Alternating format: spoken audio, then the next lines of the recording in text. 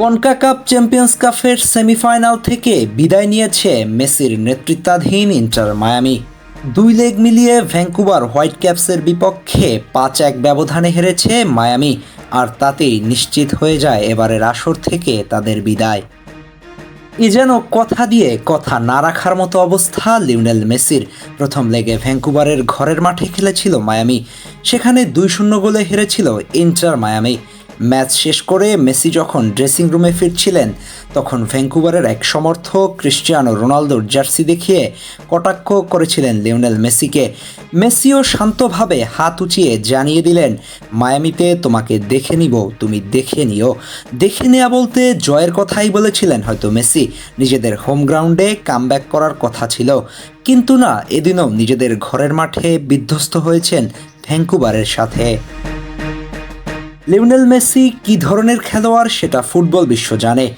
নিজের দিনে কি করতে পারেন তিনি, এটাও সবার জানা। কিন্তু ইন্টার মায়ামিতে যারা গুরুত্বপূর্ণ পজিশনে খেলে থাকেন, সবাই মেসির এক সময়কার বার্সা সতীর্থ। Luis Suarez, Sergio Busquets, Jordi Alba, তারা সবাই নিজেদেরকে ক্যারিয়ারের পরন্তবেলায় অবস্থান করছে। মেসির ব্যক্তিগত পারফরমেন্স 2 লেগ মিলিয়ে ভালোই ছিল, কিন্তু দলগত পারফরমেন্স খারাপ হওয়ায় এমন অবস্থায় ইন্টার মায়ামির। ঘরের মাঠে শুরুতেই 9 মিনিটের মাথায় জর্ডি আলবা, মেসি এবং সুয়ারেস এক সমন্বয়ে একটি গোল করেন। এরপর প্রথম হাফে আর কোনো গোল না হলেও দ্বিতীয় হাফে দারুণভাবে কামব্যাক করেছিল ভ্যাঙ্কুভার।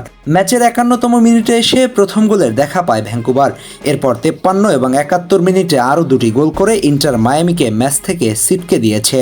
যেখানে রক্ষণভাগের দুর্বলতা স্পষ্ট দেখা গিয়েছে এমন হতশ্রী দলীয় পারফরমেন্সের জন্য এমন একটি গুরুত্বপূর্ণ টুর্নামেন্টের ফাইনালে ওঠা হয়নি ইন্টার মায়ামির। পুরো ম্যাচ জুড়ে মেসি দারুণ কিছু পাস দিয়েছিলেন, কখনো কখনো নিজেই ঢুকে পড়েছিলেন ডি বক্সের ভিতরে, কিন্তু তাতেও সাফল্য আসেনি।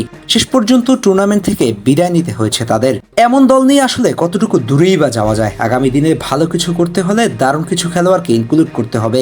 শুধুমাত্র এক মেসির উপর নির্ভর করে দলীয় সাফল্য আনতে পারবে না ইন্টার মায়ামি।